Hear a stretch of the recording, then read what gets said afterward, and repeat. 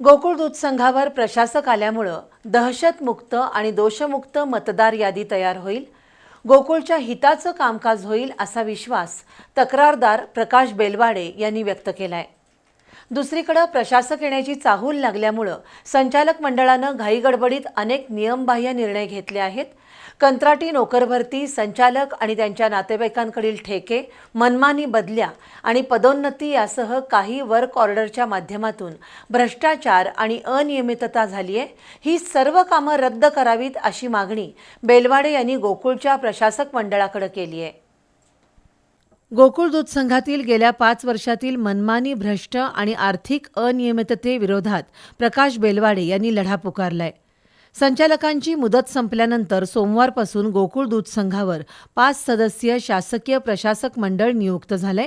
त्यामुळे गोकुळ दूध संघात आता पारदर्शी, दहशतमुक्त आणि सभासदांच्या हिताचं कामकाज होईल, दोषमुक्त मतदार यादी तयार होईल असा विश्वास गर्जना संघटनेच्या प्रकाश बेलवाडे यांनी व्यक्त केला। आता पारदर्शक, दहशतवादमुक्त, मनमानी कारभार नसलेलं आणि गोकुळच्या इंटरेस्टमधलं कारभार सुरू झालेला असं आम्हाला म्हणता येईल। आणि ह्या प्रशासक मंडळामुळे दोषमुक्त मतदार यादी तयार होण्यासाठीचा मदत होणार आहे। त्यामुळे ज्या बोगस बेनामी संस्था आलेल्या आहेत ह्यामध्ये, ह्या संस्थांची नोंदणी रद्द होईल, सभासदत्व रद्द होईल। गोकुळच्या भोंगळ कारभाराविरोधातील लढ्याला यश आल्यानं प्रकाश बेलवाडे आणि त्यांच्या समर्थकांनी आज आनंदोत्सव साजरा केला। गोकुळ शिरगावमधील गोकुळ दूध संघाच्या प्रकल्पासमोर ढोल ताशा वाजवत साखर वाटण्यात आली। तसंच प्रशासक आल्यामुळे संचालक मंडळाचा फलक हटवायला लावला। गोकुळ शिरगाव इथल्या प्रकल्पातील संचालकांच्या नावाचा फलक हटवला असला तरी ताराबाई पार्क कार्यालयातील फलकावर संचालकांची नावं अजूनही झळकतायत। दरम्यान प्रशासक येण्यापूर्वी गोकुळच्या संचालक मंडळानं अनेक घाईगडबडीत निर्णय घेतले। कंत्राटी भरती, संचालकांनी घेतलेले ठेके, संचालकांच्या नातेवाईकांना दिलेली कंत्राटं, दूध वाहतूक ठेक्याची मुदतवाढ आणि अनेक वर्क ऑर्डर दिले आहेत। हे सर्व निर्णय रद्द करावेत अशी मागणी बेलवाडे यांनी केली आहे।